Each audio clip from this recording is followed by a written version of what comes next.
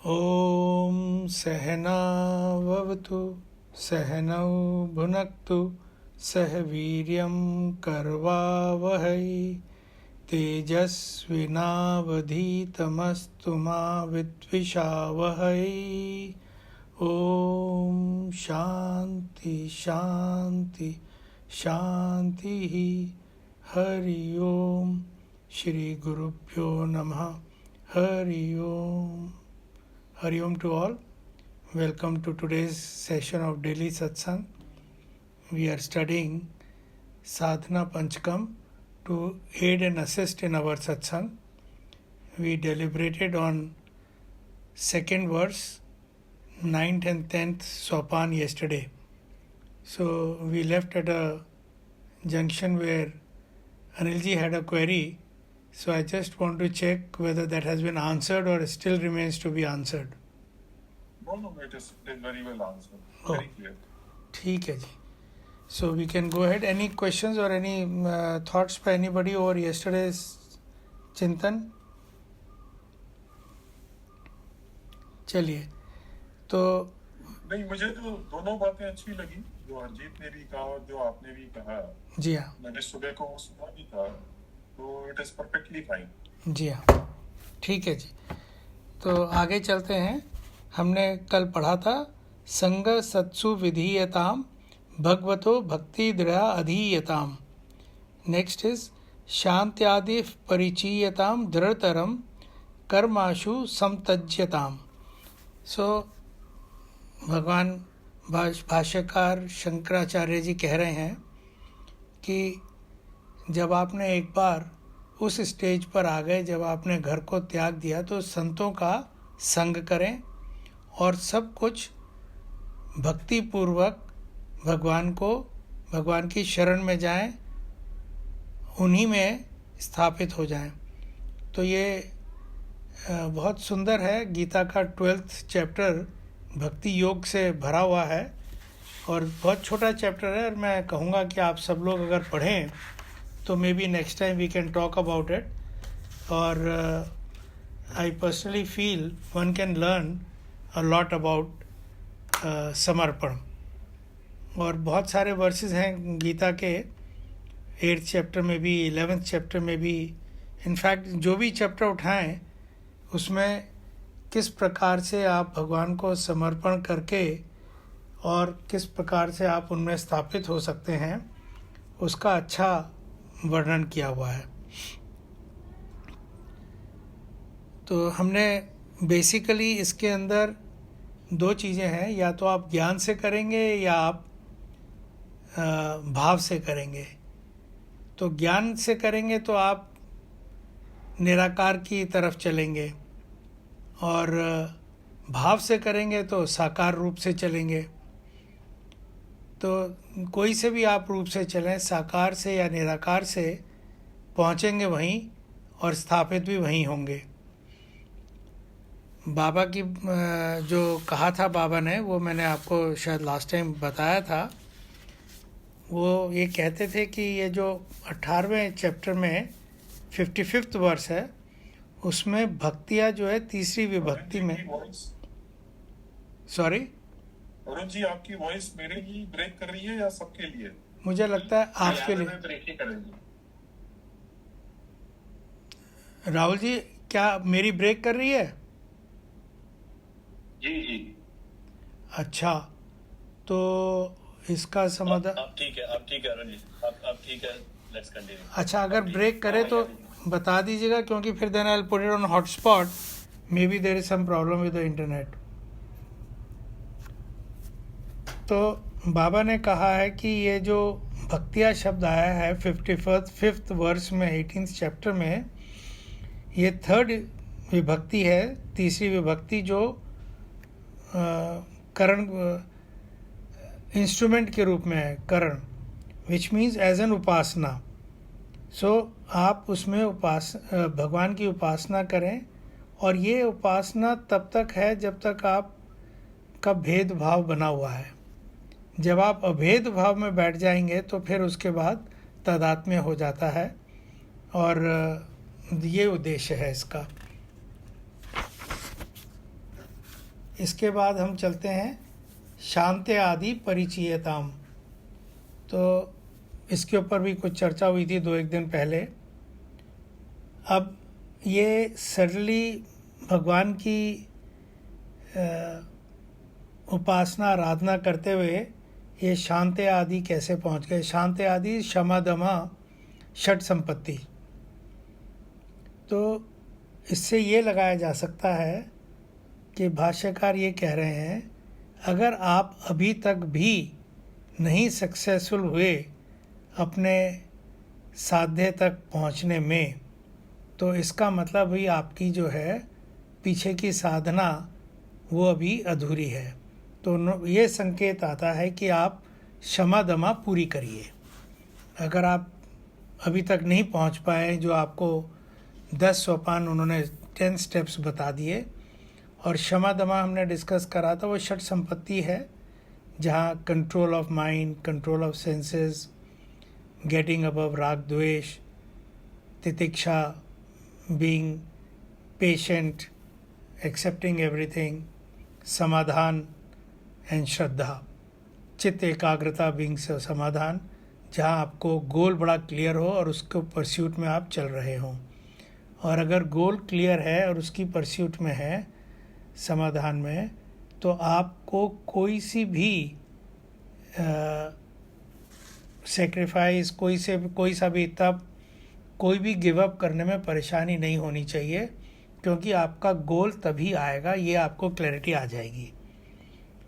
और इसके बाद उन्होंने कहा दृढ़तरम कर्माशु समतज्यताम। तो दृढ़तरम with full determination, all those actions that are based in desires, in asha, expectations, karmashu, samtajyatam, केवल त्यज्यताम नहीं, समत्यज्यताम, पूरी तरह से उनको छोड़ दिए जाएं। पहले हमने फर्स्ट वर्स में हमने देखा था, भाष्यकार कह रहे थे कि काम्ये मति त्यज्यताम, जो माइंड, मति कामना के कर्मों में है, उस मति को त्याजना है, उसको माइंड को छोड़ना है। अब वो कर्म आशु समत्यज्यताम, अब वो एक्शंस पर आ गए। अब अगर पहले मेरा ख्याल उन्होंने ऊपर से अटेम्प्ट करा कि आप माइंड से ही निकल जाइए, लेकिन माइंड से नहीं निकल पा रहे, तो कर्म कह रहे हैं अब आप कर्मों को छोड़ दीजिए। तो अब कर्मों को कैसे छोड़ा जाए, जो आपके जो आप प्रेरित हो रहे हैं। तो कोई भी आपका जो डिज़ायर है, वो प्रायः उसके पीछे वासनाएं हैं। वासनाओं से ही ये आपकी सब डिज़ायर्स का सोर्स है। तो अब इसमें काम्य कर्म जो है वो रजत और तमस समझी जाए, और प्रयास क्या हो कि भाई आप कामनाएं जो हैं वो सात्विक हो, सत्संग हो, प्रभु की पूजा अर्चना हो, और जो भी आपके कर्तव्य कर्म हो उनकी वासनाएं बढ़ाई जाए। तो वो तभी हो सकता है जब आप निरंतर सत्संग करें। अगर आपका मन इधर उधर भटक रहा है और कोई आप इंस्पिरेशन किसी और सोर्स से ले रहे हैं, तो आपकी वासनाएं जो हैं वो फिर दूसरी ही प्रबल होंगी। सात्विक वासनाएं कम ही चांस है कि प्रबल हो पाए। तो दृढ़तरम कर्मशु समतज्यताम, इसको मैं ऐसे समझाऊं। Anybody else would like to contribute to this?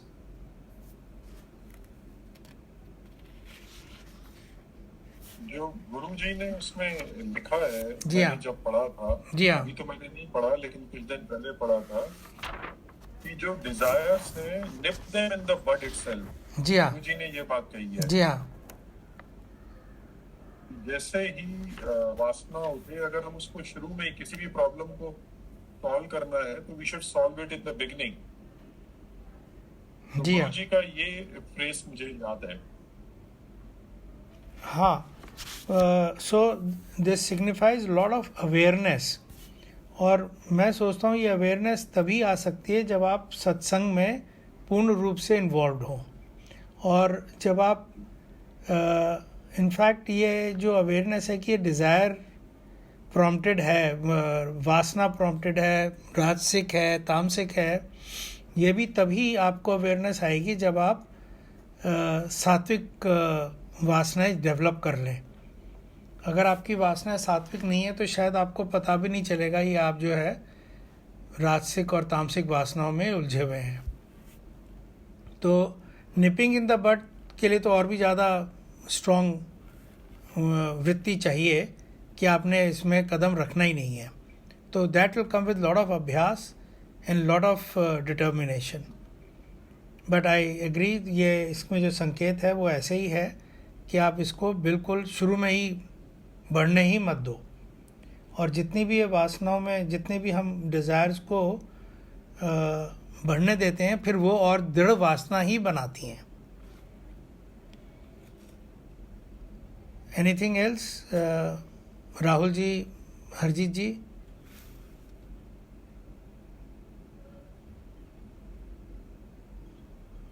Nothing. It's Okay. very nicely elucidated by you. Okay. काफी लग रहा है जो हमारा निकल। आगे चलते हैं फिर। नेक्स्ट, सद्विद्वान अनुपसृप्यताम प्रतिदिनम तत्पादुका सेव्यताम। फिर भगवान कहते हैं कि आप इतना कुछ करने के बाद अब आप किसी सत्पुरुष के सानिध्य में, उसकी शरण में आ जाएं, शेल्टर में आ जाएं। तो सत्पुरुष यहाँ पे इंडिकेट ऐसा लगता है उन्होंने करा है। Rahul ji can you mute yourself? अच्छा, मेरी आवाज़ में डिस्टर्बेंस? हाँ, डिस्टर्बेंस आ रहा है। अनिल जी, आपको भी आ रहा है?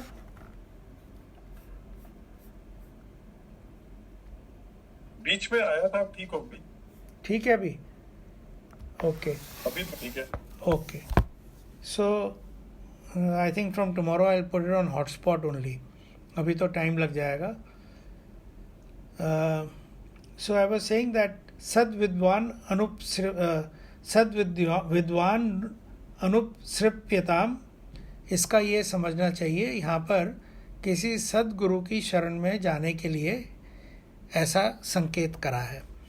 अब सद्गुरु के साथ ये व्यवहार में प्रॉब्लम ये आती है कि आप कोई ढूंढने से तो मिल नहीं जाते। तो ये आपकी भाग्य है, ये आपका प्रभु के ऊपर कृपा है अगर आपको मिल जाए।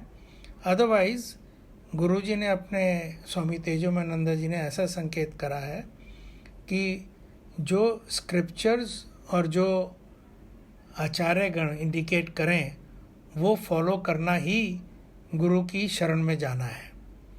तो अगर आपको प्रभु की कृपा से गुरु मिल जाते हैं तो फिर उनकी शरण में जाकर उनके वाक्यों को परम मान के उनको फॉलो करना चाहिए। और वही गुरु पादुका सेव्यताम है। प्रतिदिनम तत्पादुका सेव्यताम। ये जो अगला लिखा है, गुरु की पादुका की सेवा करनी चाहिए। तो वो सेवा करने का क्या मतलब है? वो थोड़ा सा लाइटर वेन में उन्होंने ये भी कहा है, इसका मतलब ये नहीं है कि आप उनकी पादुका निकाल के धो के पोंछ के करना शुरू कर दो। इसका मतलब यही है, जिस ग्राउंड पे वो खड़े हैं इतने ज्ञान के साथ, वो हैलोड ग्राउंड है। उनके वाक्य बहुत भगवान के वाक्य हैं। उनको फॉलो करना, उनको समझना और उनके इशारों पर एकदम उतार लेना, वही गुरु की सेवा है, वही उनके पादुका की पूजा है। इस तरह से मुझको समझ आया। Then he goes on to say, again it is reiteration of पहले श्लोक का फर्स्ट और सेकंड साधना जो है। हाँ जी, कि रोज वेद को पढ़िए और उसको अपनी लाइफ में उतारिए। तो गुरु भी तो वही बताएगा। So it is kind of a reiteration of the same thing. Now the addition is कि वो गुरु सदगुरु है और उनके जीवन से, उनकी टीचिंग से, तो वेद की ही टीचिंग होगी। हाँ, तो इसमें क्या है, the journey has only been क्योंकि आप अब इस लायक हो गए हो कि आप पढ़ के उतार के अब आप किसी एक लाइव गुरु के सानिध्य में जाने के काबिल हो गए हो। जब आपने पढ़ना शुरू करा था, खुद पढ़ना शुरू करा था, परहैप्स हो सकता है कुछ संतों की संगत में पढ़ना शुरू करा हो, that was a self effort. Now through over a period of time with that self effort, God has graced you with a live guru. So ये बार बार आचार्यगण हमसे यही कहते हैं कि जो वेदांत है वो आप अपने आप समझ नहीं सकते. आप उसको कहा हुआ जो समझ आ गया उस पर फॉलो करो, लेकिन अल्टीमेटली जो साक्षात्कार है उसके लिए आपको ब्रह्मनिष्ठ गुरु की ज़रूरत पड़ेगी. आप केवल पढ़ के आपका साक्षात्कार हो जाएगा प्रभु से, इसमें कोई संशय की बात लगती है. तो इसलिए जर्नी फ्रॉम वेद्यो नित्य अधीयताम टू सद्विद्वान अनुपसृप्यताम, इसकी जो जर्नी है that seems to be from books to live guru. मानना वेदों की भी बात है, मानना गुरु की भी बात है, लेकिन गुरु की बात जो है वो आपको एकदम लाइव और साक्षात्कार एक आमना सामना हो रहा है. और गुरु जो है वो जैसे एक बार पहले कहा था कि गुरु जो है वो आपकी मनोस्थिति को जानता है. उस मनोस्थिति को जान के आप उसके अकॉर्डिंगली आपको प्रेस्क्राइब करता है कि अब आपको कहाँ बैठना है. तो वो एक बहुत बड़ा आपको सपोर्ट है इन योर जर्नी, जो अगर आप खुद पढ़ रहे हैं शायद वो सपोर्ट वहाँ ना हो, क्योंकि आप अपने आप को कैसे असेस करेंगे कि आप कहाँ बैठे हैं और अब आपको आगे क्या करना है. तो एक जो गुरु है, अगर आप प्रभु की कृपा हो गई तो वो आपको ये करा सकते हैं. तो बात तो फॉलो करने की है, लेकिन इसमें असिस्टेंस ज़्यादा है आपको, ऐसा मुझे लगता है. ठीक है, जी जी. आगे आता है ब्रह्मैकाक्षर ब्रह्मैकाक्षरम अर्थ्यताम श्रुति शिरो वाक्यम समाकर्ण्यताम. तो अब ये थोड़ा सा डिफ़िकल्ट सा वो है. ब्रह्मैकाक्षरम अर्थ्यताम, इसको जो है दो तरीके से लिया गया है. ब्रह्मैकाक्षर को ओम में भी लिया गया है और ब्रह्मैकाक्षर को गुरुजी ने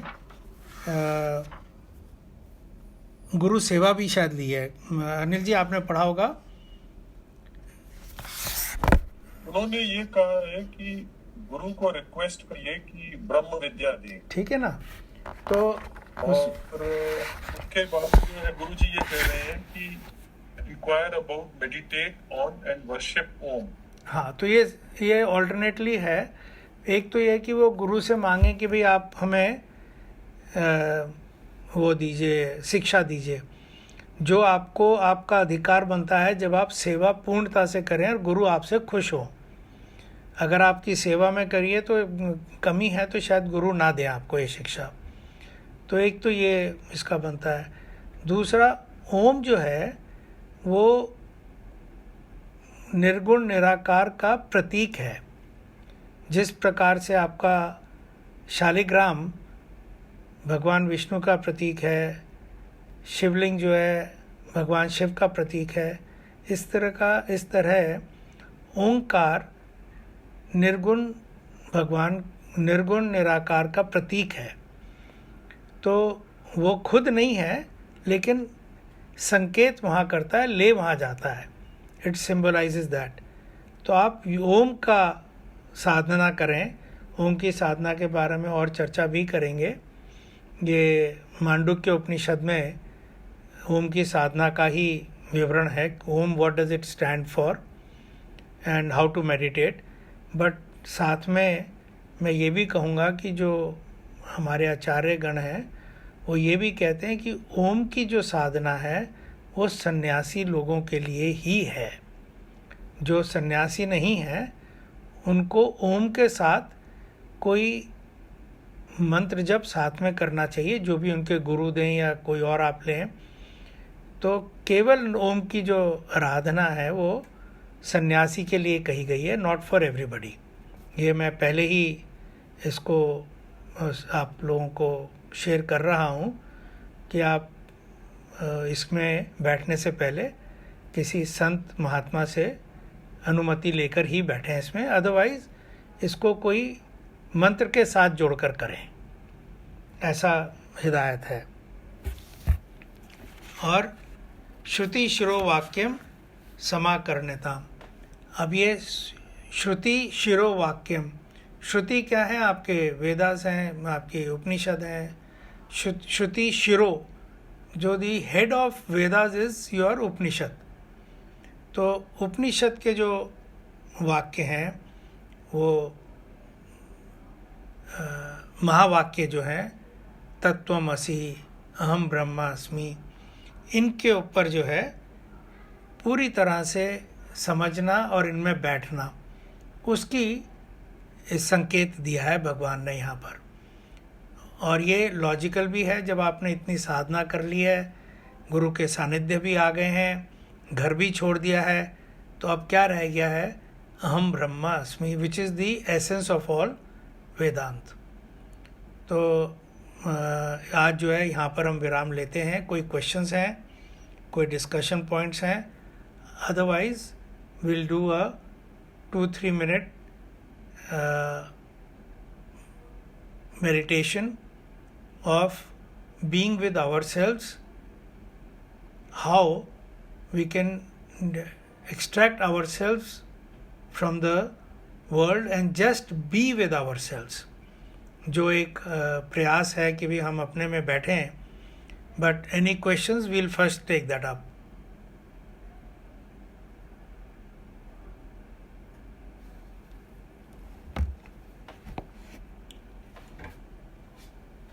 तो मैं फिर ऐसा करता हूँ, मैं I'll put a timer of about 2.5 minutes।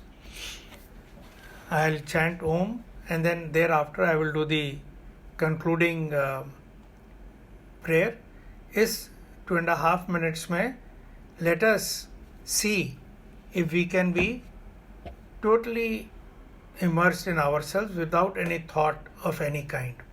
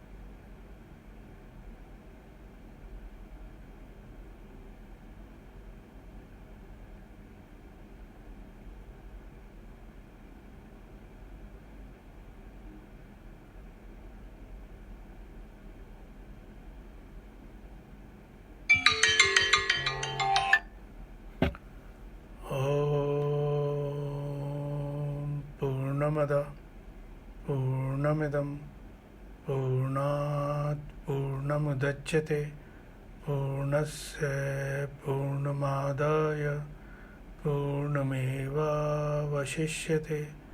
Om Shanti शांति शांति। हरि ओम। श्री गुरुभ्यो नमः। हरि ओम। हरि ओम। हरि ओम। हरि ओम। हरि ओम, हरि ओम, गुड इवनिंग। Good evening.